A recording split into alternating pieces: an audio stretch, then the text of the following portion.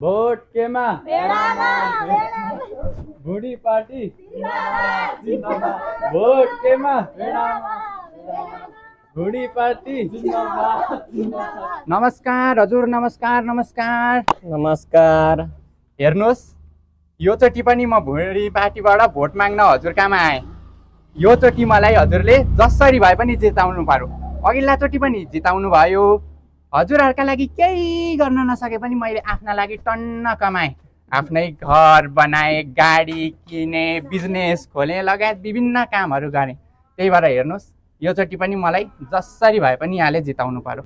हुन्छ हुन्छ।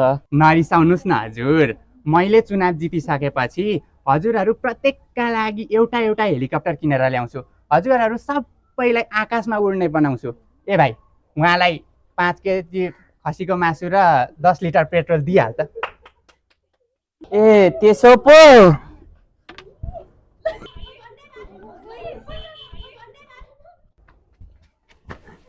आजदेखि उपरान्त मेरो आँखा अगाडि त देखिस् भने सिधै साले मासु भाते। यो पाराले त एकैचोटि स्वर्ग लोककै संसद हुन्छ कि क्या हो।